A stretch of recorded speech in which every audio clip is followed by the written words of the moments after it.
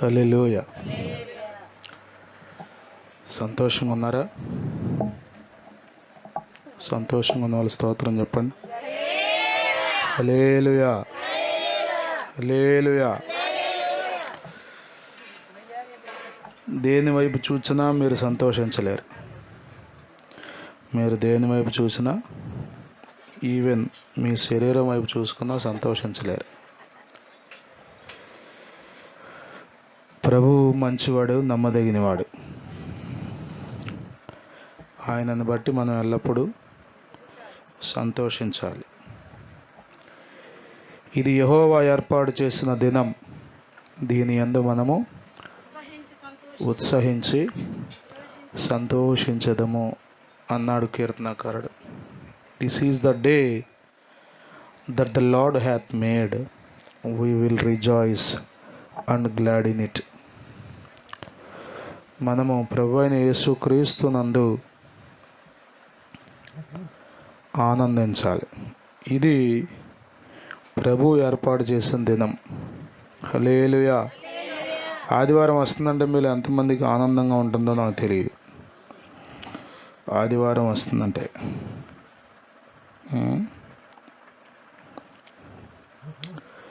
మరలా అందరం కలిసి ప్రభువుని ఆరాధించబోతున్నాం. దేవుని సన్నిధిలో ఉండబోతున్నాం. ప్రభు చేసిన మేలులకు బట్టి కృతజ్ఞతాస్తుతులు చెల్లించబోతున్నాం. దేవుని దివ్యమైన సన్నిధిలో మనం ఉండబోతున్నాం అనేటువంటి గొప్ప ఆనందం ఇది హృదయం లోపల నుండి రావాలి. హృదయం లోపల నుండి రావాలి. అది నిజమైన ఆనందం. ఎక్స్టర్నల్ సిచ్యువేషన్స్ని బట్టి, బహిరంగ పరిస్థితులను బట్టి కలిగే ఆనందం ఎక్కువసేపు ఉండదు. మీరు అనుకున్నది జరిగితే ఆనందిస్తారు, అనుకున్నది జరగకపోతే ఇక మొహం అట్లా పెట్టుకుంటారు. ఇక యేసు రక్తమే జయం. ప్రభు నమ్మదగినవాడు. తన విశేషమైన కృప మన పట్ల కనపరిచాడు. మరి ఈ దినాల్లో ప్రభు ఇచ్చిన గొప్ప క్షేమం,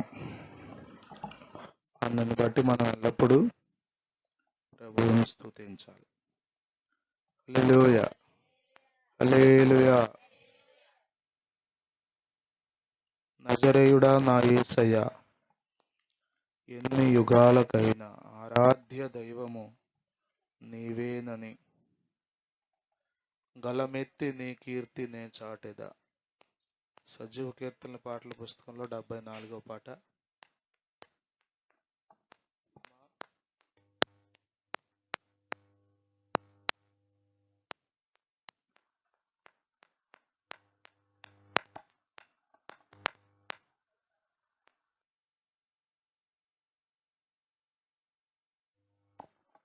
స్తోత్రం. హల్లెలూయా. నజరేయుడా నా యేసయ్యా, ఎన్ని యుగాలకైనా ఆరాధ్య దైవము నీవేనని గలమెత్తి నీ కీర్తినే చాటెదా. నజరేయుడా నా యేసయ్యా, ఎన్ని యుగాలకైనా ఆరాధ్య దైవము నీవేనని గలమెత్తి నీ కీర్తినే చాటెదా. నజరేయుడా నా యేసయ్యా, ఆకాశ గగనాలను నీ జనతో కొలిచితివి. ఆకాశ గగనాలను నీ జనతో కొలిచితివి. శూన్యములో ఈ భూమిని శ్రేలాడదీసిన నా యేసయ్యా, శూన్యములో ఈ భూమిని చప్పట్లు కొడుతూ పాడండి. ఆడదీసిన నా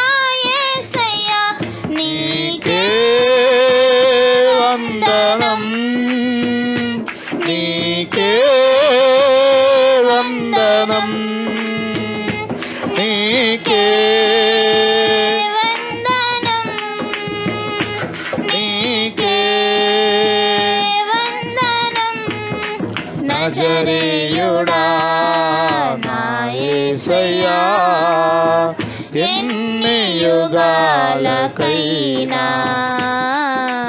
ఆరాధ్య దైవము నీవేనని గలమెత్తి నీ కీర్తినే చాటెదా నజరేయుడా నా యేసయ్యా ఎన్ని యుగాలకైనా ఆరాధ్య దైవము నీవేనని గలమెత్తి నీ కీర్తినే చాటెదా నజరేయుడా నా యేసయ్యా అగాధ సముద్రాలకు నీవే ఎల్లలు వేసితివి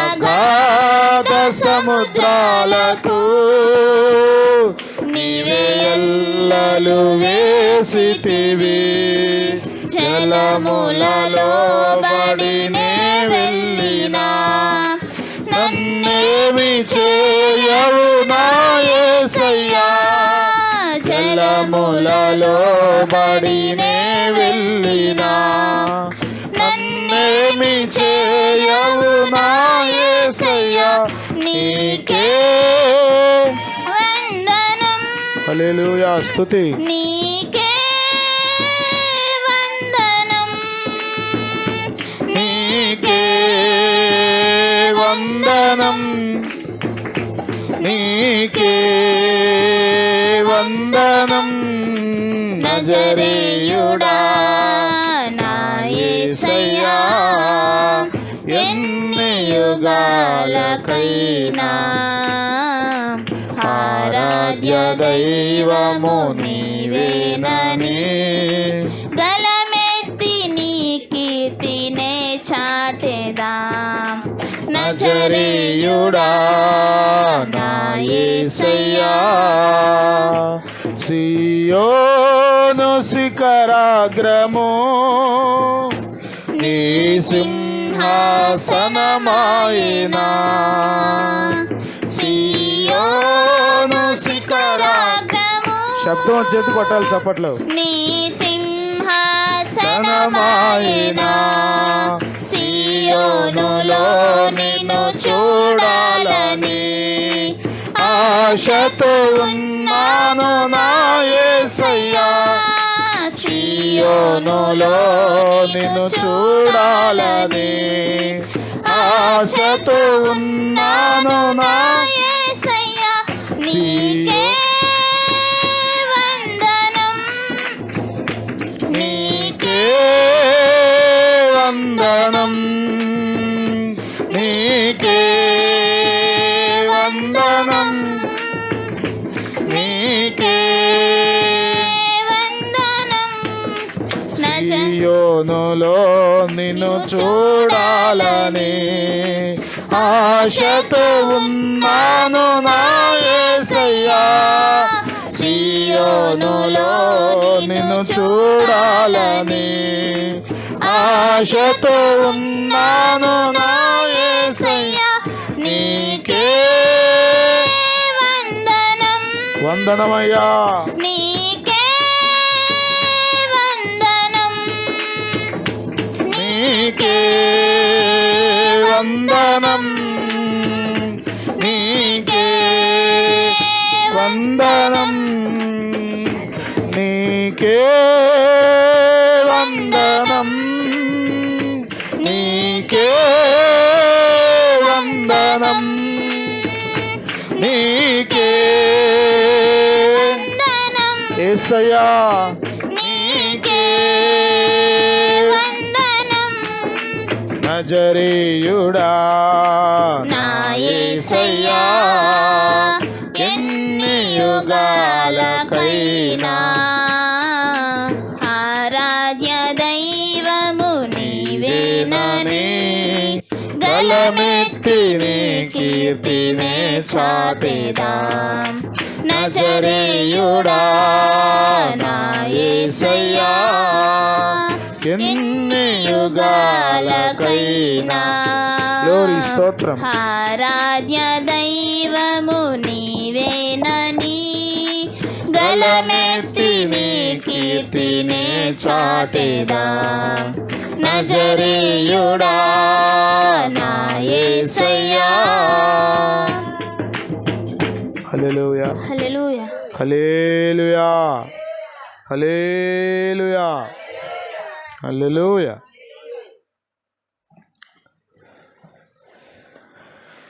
దేవుడు మనకిచ్చిన గొప్ప అవకాశం భూమి మీద కొన్ని దినాలు బ్రతకడం. ఈ బ్రతికిన దినాల్లో చాలా సంవత్సరాలు ప్రభు లేకుండానే బ్రతికేశాం. ప్రభు అంటే ఏంటో తెలియకుండానే, రక్షణ అంటే ఏంటో, మందిరం అంటే ఏంటో, ఆరాధన అంటే ఏంటో, నిజమైన పూజ ఎవరికి చేయాలో తెలియకుండానే బ్రతికేశాం. తెలుసుకున్నాక కూడా చాలా నిర్లక్ష్యం, చాలా లెక్కలేనితనం.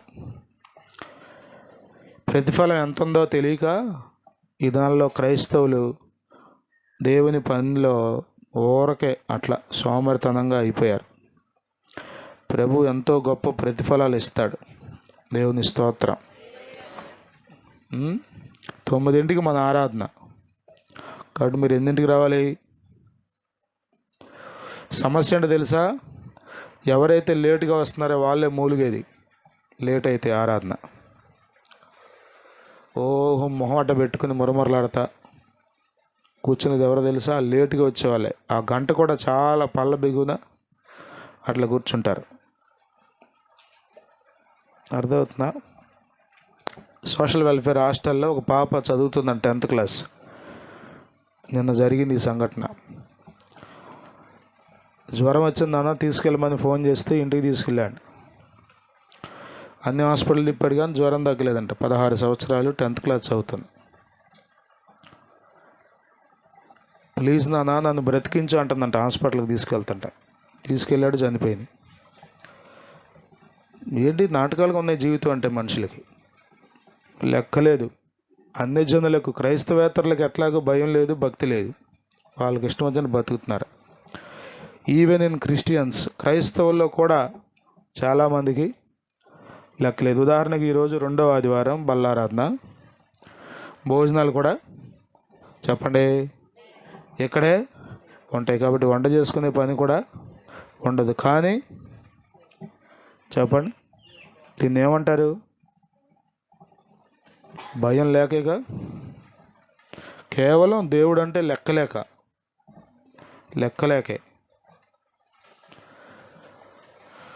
కృప,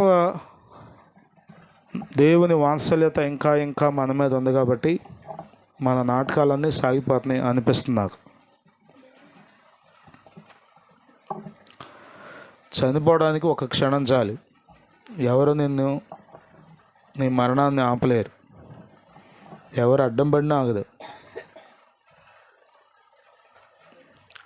ప్రభు బ్రతికిస్తున్నాడు. చిన్న చిన్న పిల్లలు, యవ్వనస్తులు అకారణంగా ఊరకే చనిపోతున్నారు.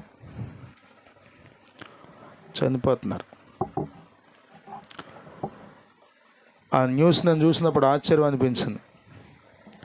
బ్రతకాలని ఉంటుంది కదా, బ్రతికించినానా, నన్ను కాపాడినానా అంటుందంట. కాపాడటం నాన్న చేతిలో ఉందా? బ్రతికించటం అమ్మ చేతిలో ఉందా? లేదు. ప్రభు మనల్ని బ్రతికిస్తున్నాడండి. ఎందుకు అంత నిర్లక్ష్యం నాకు తెలియదు. మందిరానికి రావడానికి నిర్లక్ష్యం చేసే వాళ్ళ జీవితాల్లో ఆశీర్వాదాలు ఉండవు. 9ంటికల్లా మీరు మందిరంలో ఉండాలి. ఇంకా కుదిరితే ముందే ఉండాలి. అది పద్ధతి. అట్లా కాదండి, మేము ఊరకే మొత్తం దేవుడిచ్చినంత దిగమింగేసి వరకు ఒక గంట కనబడి హాయ్ అని చెప్పి వెళ్ళిపోదాం అనుకున్నామంటే మీకు ఉందే జాతర. దేవుడు రోషం గలవాడు. తీర్పు దినాన ఆయన ఉగ్రతను కుమ్మరించే రోజున తట్టుకోవడం ఏ మనిషి వల్ల కాదు. ఊరికే మనం ఈ కొంచెం ఒక్కపోతకి ఎండకే అంటున్నాం. ఓ తుడుచుకోను రుద్దుకోను, కొంచెం ఫ్యాన్ ఇంకా స్పీడ్ పెంచమని. ఇంకేముంది పెంచటానికి? అది దానికి హీట్ వచ్చి ఎప్పుడు పడిపోతానని చూస్తుంది అది. కృప. మీరు మీ శరీరాన్ని చూసుకున్నంత కాలం ఆరాధించలేరు. అర్థమవుతుందా? ఫీనాసయ్య గారు చెప్పారు మనం మేము కలిసినప్పుడు అన్నారు, నానా నేను ఎప్పుడు వాక్యం చెప్పినా నా బట్టలన్నీ తడిసిపోతాయి, ఈవెన్ బనియన్ అండర్వేర్ కూడా మొత్తం తడిసి ముద్దైపోద్ది, పిండితే బోళ్ళంత చెమట వస్తుంది. అంతగా చెప్తారు వాక్యం. కొద్దిమంది అనుకున్నారు ఊరికే పాస్టర్ గారి నుంచి మైకులో మాట్లాడతామే అనుకున్నారు. ప్రాణాలు పోయేటంతగా బలవంత ఈ ప్రసంగమే ఆఖరి ప్రసంగం అన్నట్టుగా చేస్తాడు ప్రతి దైవజనుడు. తర్వాత నిమిషం మంది కాదు కాబట్టి కొద్దిమందికి అర్థం కాదు ముగించడేంటని. ఇంకొక మాట చెప్తే ఒకళ్ళు రక్షణ పొందుతారు, ఒకళ్ళు విధేయత చూపుతారని సేవకుడు ఇంకో ముగిచ్చేస్తుంది, ఇది చివరి మాట అని ఇంకో మాట చెప్తాడు. కొద్దిమందికి ఇది అర్థం కాక ఏదేదో ఊహించుకున్నారు. అర్థమవుతుందా? కాబట్టి మిగతా రోజులంటే మా అండి భోజనం వంట చేసుకురావాలి కదా, టిఫిన్ చేసుకురావాలి కదా అని మీరు ఏదైనా చెప్పడానికి అవకాశం ఉంది. కానీ ఈరోజు లేదుగా. టిఫిన్ చేసి వచ్చారా మీరు? చేయకూడదుగా, బల్లారాధనలో ఉండాలిగా. భోజనం అయిన తర్వాత ఇక్కడే పెడతారుగా, మరి ఎందుకు వస్తారు అట్లా లేటుగా?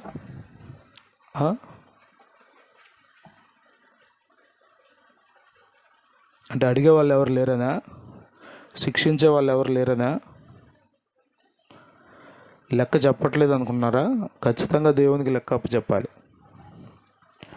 చాలాసార్లు మీకు చెప్తున్నా, గవర్నమెంట్ ఇంత అని జీతం ఇచ్చి ఖచ్చితంగా చూస్తుంది ఎవరు ఎన్నింటికి వచ్చారనేది. రాష్ట్రం మొత్తం మీద ఎవరు ఎన్నింటికి వచ్చారో బటన్ నొక్కితే, నెంబర్ నొక్కితే వచ్చేస్తుంది లెక్క. ఎవరు 9ంటికి వచ్చారో, ఎవరు 9లోపు వచ్చారో, ఎవరు 9 దాటాకి వచ్చారో. స్కూల్ టైం 9 కదా, 9 to 4, 9 దాటాకి వచ్చిన వాళ్ళందరికీ ఉంది జాతర. ఏం వదిలిపెట్టరు. 4 అంటే ముందు వెళ్ళిపోయిన వాళ్ళకి కూడా ఉంది జాతర. కొద్దిమంది ఊరకి వెళ్ళిపోతున్నారు బైబిల్ తీసుకుని, షో అనుకున్నారు, నాటకాలు ఉన్నాయి. దేవుని కోపాన్ని తట్టుకోవడం మీ వల్ల కాదు. నేనేం చేయగలను?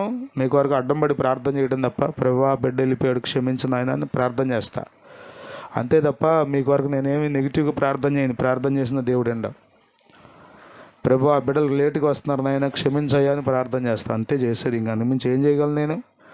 కానీ దేవుని కోపాన్ని తట్టుకునే ఆ కోపం దిగి వచ్చే టైంలో నేను అడ్డం పడ్డ ఊరుకోడు, తోసి అక్కడ పడతాడు. ఇర్మియాతో దేవుడు అన్నాడు, వారి కొరకు నువ్వు ప్రార్థన చేయకు, ఒకవేళ ప్రార్థన చేసినా నేను వినను అన్నాడు. ఆ రోజు వచ్చిన తర్వాత ఇక మీరు చెప్పండి, బందరు, బెజవాడ, హైదరాబాద్ అన్ని హాస్పిటల్ తిరిగినా సుఖం ఉండదు.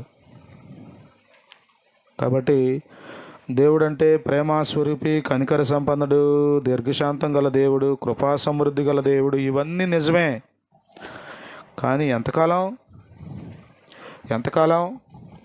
సాగిస్తా? 9 to 12 మన ఆరాధన సమయం. 3 గంటలు మీరు మందిరంలో కూర్చోలేరా? 3 గంటలు కరెక్ట్గా దేవుని మందిరంలో ఉండడానికి ఇష్టపడలేరా?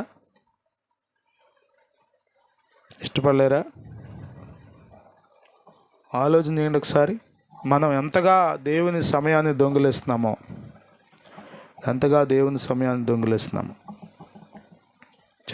చాలా దేవుడు మనకు మహాకృప, ఆరోగ్యం, క్షేమం. కోసూరులని మన మాస్టర్ శనివారం కాదు, గురువారం అనుకుంటా స్కూల్ అయ్యాక వెళ్తున్నాడు. చాలా స్లోగా బండి తోలుతుంట ఆయన, ఇంగ్లీష్ మాస్టర్. కుక్క అడ్డం వచ్చింది, పడిపోయాడు, స్ప్రో తప్పోయాడు, హాస్పిటల్ తీసుకెళ్లారు. ప్రజెంట్ హాస్పిటల్లో ఉన్నాడు.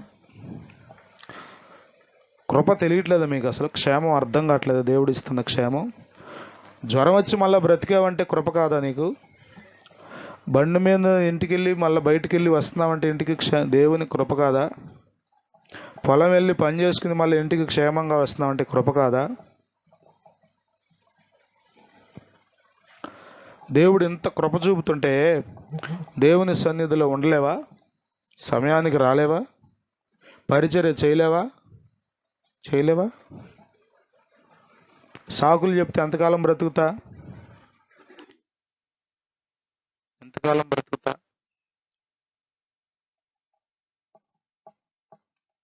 సమయాన్ని సద్వినియోగం చేసుకునేవారు జ్ఞానులని బైబిల్ చెప్తుంది. కాబట్టి సమయాన్ని సద్వినియోగం చేసుకోవాలి. అవిధేయత మీ మీదకి శాపాన్ని తీసుకొస్తుందన్న మాట గుర్తుపెట్టుకోండి. ఆ శాపాన్ని తప్పించడం ఏ శక్తి వల్ల కాదు. తిరిగి మళ్ళా దేవుని దగ్గర క్షమాపణ వేడుకుంటే తప్ప, విధేయత చూపితే తప్ప ఆ శాపం తొలగించడు దేవుడు. కాబట్టి అవిధేయత తరతరాలకు శాపంగా మిగిలిపోద్ది. ఆ శాపాన్ని మీరు తట్టుకోలేరు, భరించలేరు, మీ సంతానం భరించలేరు. అర్థమవుతుందా? కాబట్టి దేవునికి ఇచ్చే సమయాన్ని దొంగిలించకండి. ఆశపడండి, జక్కయ్యలాగా ఆశపడండి. నేను వాక్యం వింటున్నప్పుడు వాస్తవంగా నేను ఎంతో బలహీనుడనే వెళ్ళాను సెకండ్ సార్డే ప్రేయర్కి. కానీ దేవుని సందులు ఆనందిస్తున్నప్పుడు, వాక్యం వింటున్నప్పుడు గొప్ప ఆనందం, ధైర్యం, సంతోషం అర్థమవుతుంది. నేను ఇప్పుడు ఇక్కడ లేచి నిలబడే సమయానికి కూడా బలహీనంగానే ఉన్నా, కానీ దేవుడు శక్తి ఇచ్చాడు. నేను మీకు ఏం చెప్తున్నానంటే, మీరు ఊరకే కూర్చుంటే అట్లాగే ఉంటారు అంతే. దేవుని సన్నిధిలో ఆనందించకపోతే, ఆశపడకపోతే మీకు ఏమీ దొరకదు. ఇక్కడ నుండి ఊరికే వస్తారు, పోతారు అంతే. జక్కయ్య ఎంత ఆశపడ్డాడు? ఆశపడొద్దా?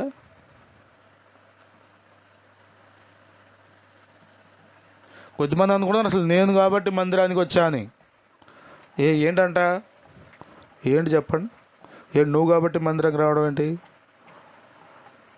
కొద్దిమంది అనుకుంటున్నారు అసలు లేటుగా వచ్చే వాళ్ళని చూసి మేము కాబట్టి వాళ్ళకంటే ముందు వచ్చామని. ఎవరిని చూస్తున్నావు నువ్వు? ఎవరిని చూస్తే బాగుపడతా?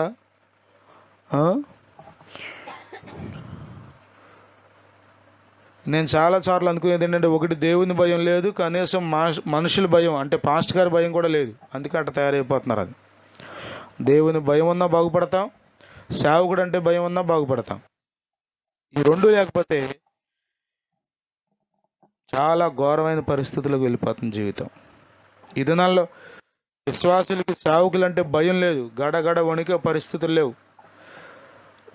దైవజనుడు విశ్వాసులు కలిసి దేవునికి వణికే పరిస్థితులు లేవు. అందుకనే సంఘాలు ఏదో ఉన్నాయి అంతే, గొప్ప ఉద్యమం అనేది సంఘాల్లో కనబట్ల.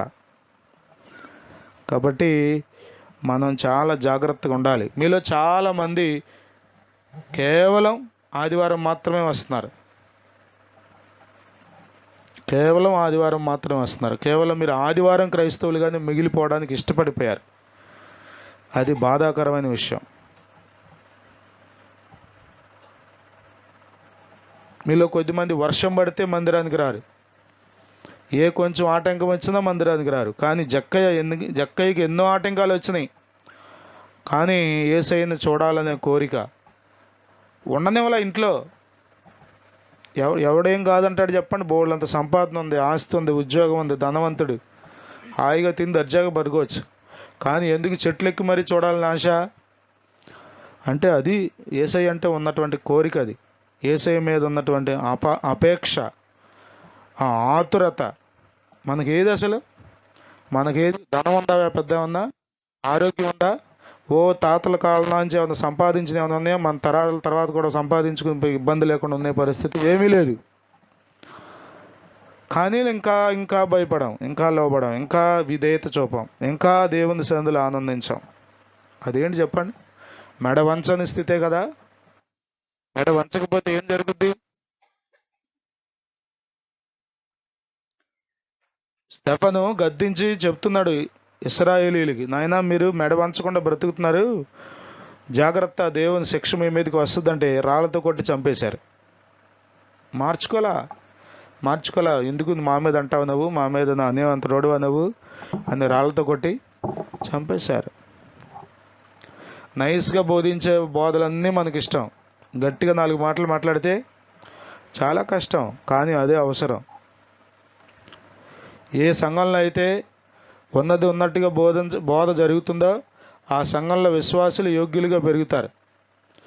ఊరకే పోత పైన ఎన్నపోస పూసి రాసే బోధల వలన ఏమీ దొరకదు.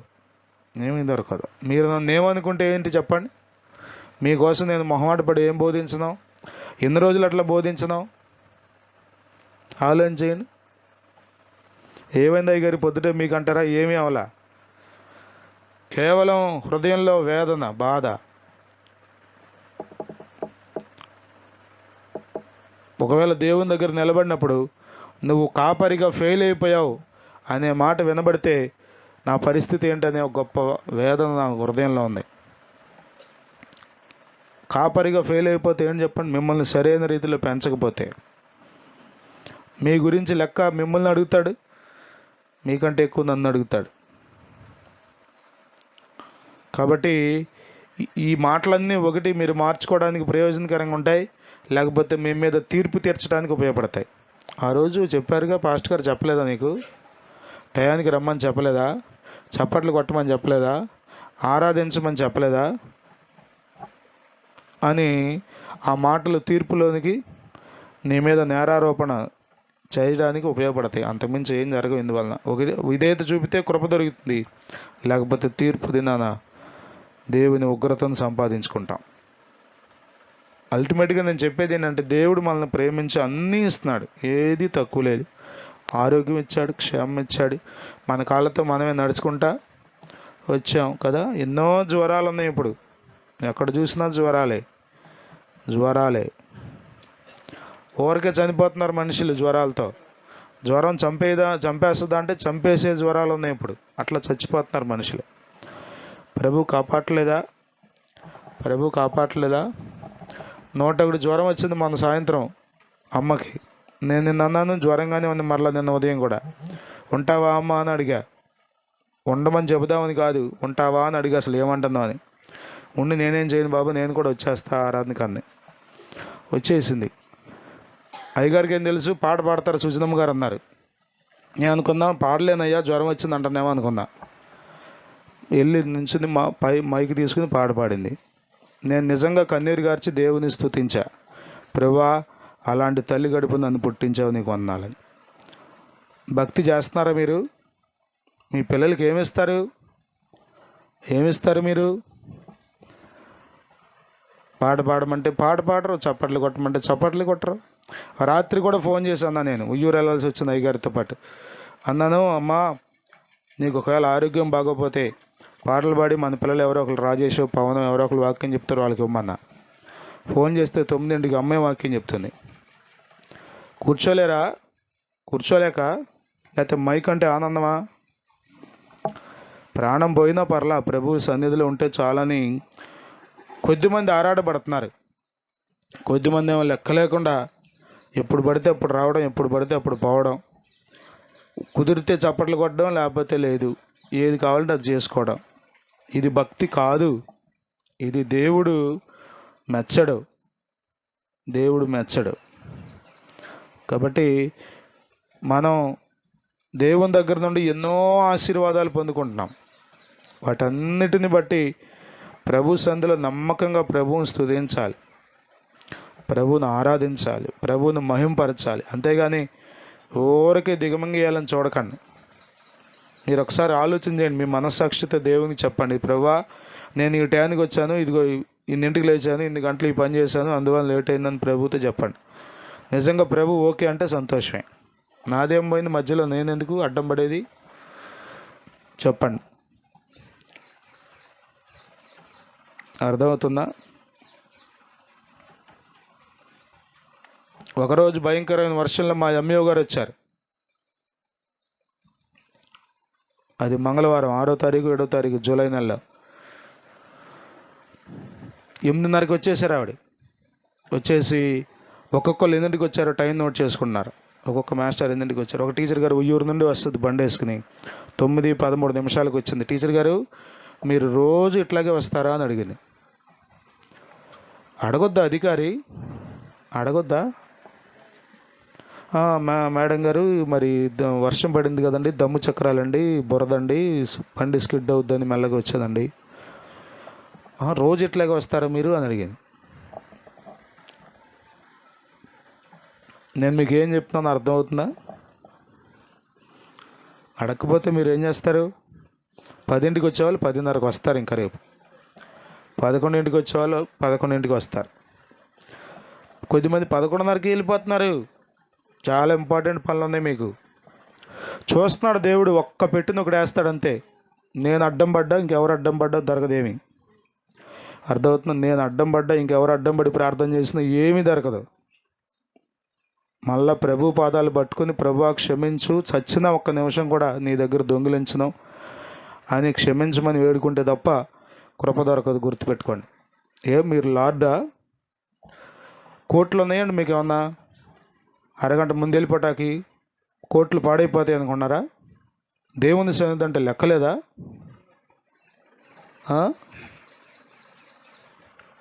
మీరు పనులన్నీ అట్లాగే చేసుకున్నారా?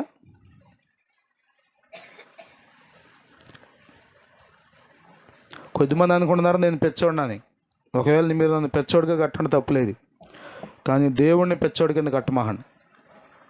ప్రతిదీ రికార్డ్ అవుతుంది. మీరు ఏం చేస్తున్నారు మందిరానికి వచ్చి, ఎప్పుడు వస్తున్నారు, ఎప్పుడు వెళ్తున్నారు, వచ్చిన తర్వాత అసలు చప్పట్లు కొట్టారా, పాట పాడారా?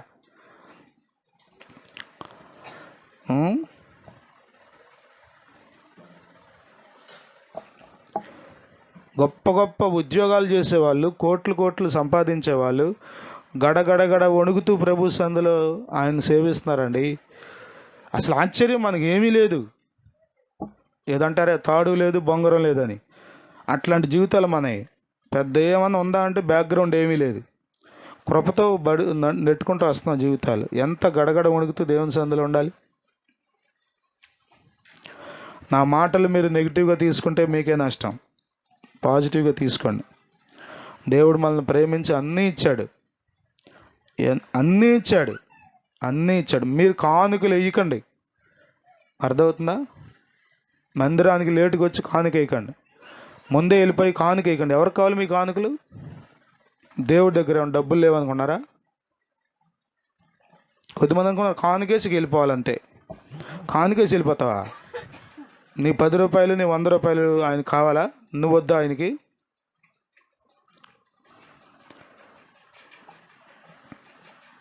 దేవుడిని ఎలా కడుతున్నారు మీరు? కళ్ళు లేని దేవుడు అయినా, కళ్ళు లేనోడా? మనం ఏర్పాటు చేసుకున్న బొమ్మ రాతి బొమ్మ ఏమన్నా అయినా? ఆయన చూచే దేవుడు, సజీవుడైన దేవుడిని మనం ఆరాధిస్తున్నాం. కాబట్టి భయము భక్తి చాలా అవసరం. రోషం గల దేవుణ్ణి మనం ఆరాధిస్తున్నాం. ఆయన సన్నిధిలో వణకాలి. కొద్దిమంది వణికించడం తెలుసు కానీ వణకడం తెలియదు. వణికిచ్చేస్తారు గడగడ గడగడ గడగడ వణికి ఇంట్లో మనుషుల్ని. కానీ దేవుని సన్నిధిలో వణకడం తెలుసా నీకు? జీవం గల దేవుని సన్నిధిలో ఉన్నామని.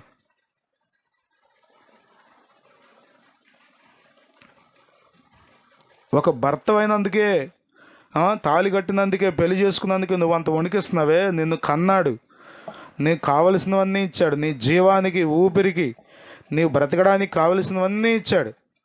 ఆయన దగ్గర వణకవా నువ్వు? వణకకపోతే రేపు అగ్నిలో మండుతూ యాతన పడాల్సిందే. భయంకరమైన యాతనకరమైన స్థలంలో ఉండాల్సిందే. మరలా చెప్తున్నాను, దేవుని మందిరానికి వచ్చి లెక్క లేకుండా ఉండే వాళ్ళందరూ నరకంలో ఉంటారు. నువ్వు రక్షణ పొందినా సరే, బాప్తిసం పొందినా సరే, బల్లలో పాలు పంపులు పొందినా సరే, క్షమాపణ వేడుకొని కృప కొరకు వేడుకుంటే తప్ప లెక్క లేకుండా బ్రతికే వాళ్ళందరూ నరకంలో ఉంటారు. గుర్తుపెట్టుకోండి. నేనండి బాప్తిసం పొందాను, తెల్లబట్టలు వేసుకొచ్చేసాను, బల్లలో పాలు పంపులు పొందేశాను, రొట్టె ద్రాక్ష రసం తీసుకున్నాను, అయిపోయింది అనుకోమాకండి. నీ హృదయంలో భయం ఉందా? అసలు దేవుడు అంటే లెక్క ఉందా? అసలు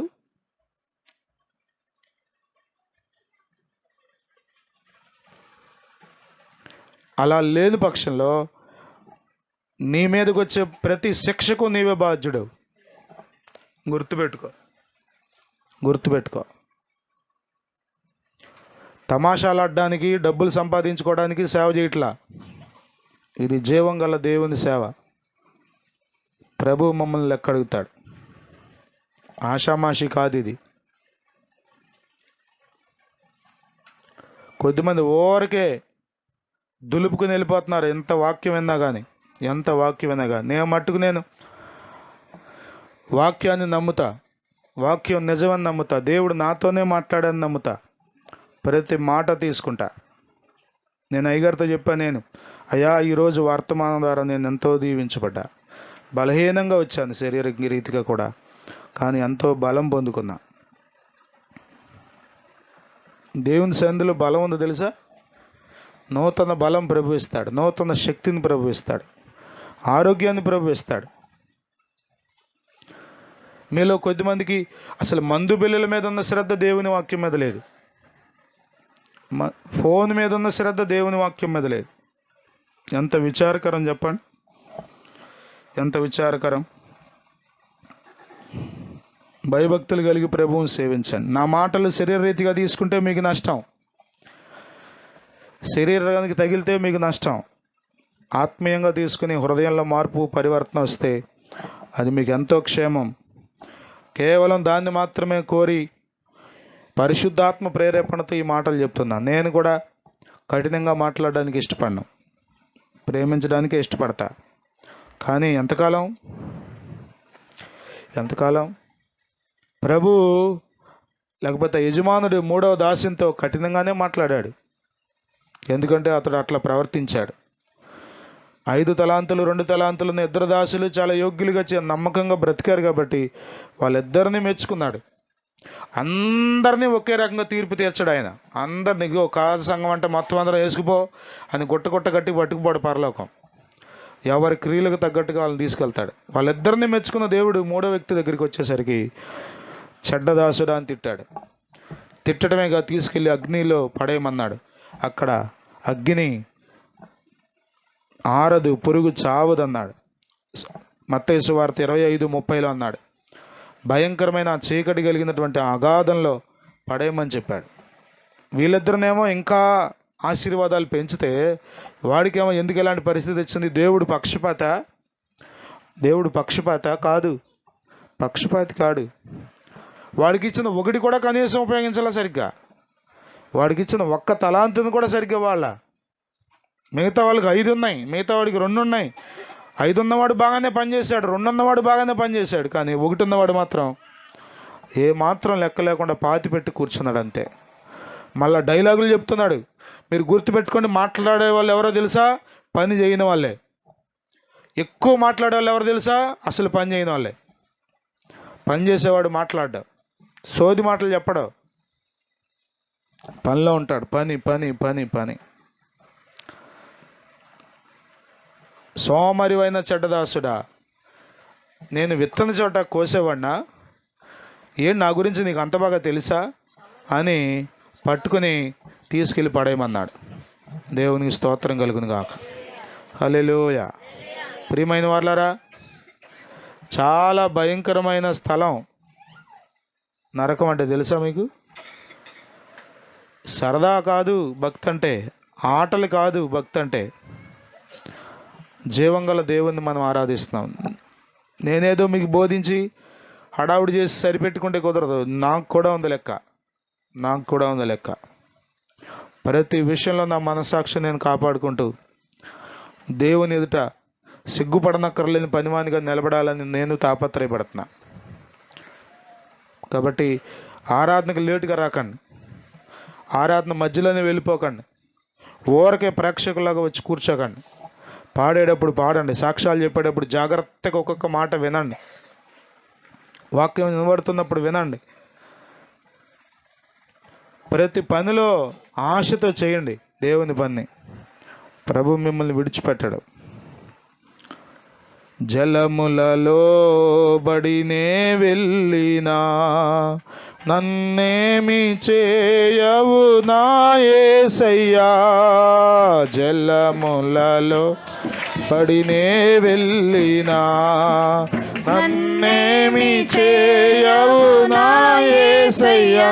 నీకే వందనం, నీకే వందనం, నీకే వందనం, నీకే వందనం.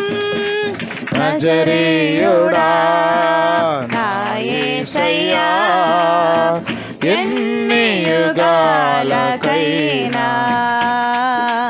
ఆరాధ్య దైవము నీవేనని గలమెత్తి నీ కీర్తిని చాటేదా నజరేయుడా నా యేసయ్యా సియోను శిఖరాగ్రము నీ సింహాసనమాయనా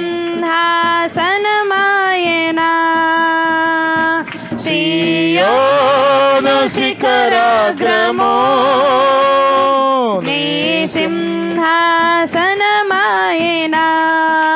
సియోనులో నిన్ను చూడాలని ఆశతో ఉన్నాను నా యేసయ్యా సియోనులో నిన్ను చూడాలని ఆశతో ఉన్నాను నా యేసయ్యా నీకే వందనం నీకే వందనం నీకే వందనం నీకే వందనం నజరేయుడా నా యేసయ్యా ఎన్ని యుగాలకైనా ఆరాధ్య దైవము నీవేనని గలమెత్తి నీ కీర్తిని చాటేదా నజరేయుడా నా యేసయ్యా. హల్లెలూయా. ప్రార్థన చేసుకుందాం. మోకరించగలిగిన వారందరూ మోకరించి, మరి ఈరోజు ఆగస్టు నెల బల్లారాధనలోకి మనం వచ్చాం. గడిచిన నెలలో దేవుని పని ఏమైనా చేశారా? ఒక్కరికన్నా సువార్త ప్రకటించారా? దేవునిని సేవించే విషయంలో నమ్మకంగా ప్రతి ఆరాధనలో పాల్గొన్నారా? ఎంతవరకు మీరు దేవుని పనిలో నమ్మకంగా ఉన్నారు అనేది ఒకసారి పరీక్ష చేసుకుని, ఒకవేళ ఏదైనా అవిధేయత లోపం ఉంటే ప్రభు దగ్గర క్షమించమని వేడుకుంటూ మనల్ని మనం సరిదిద్దుకుని బలలో ప్రవేశిద్దాం.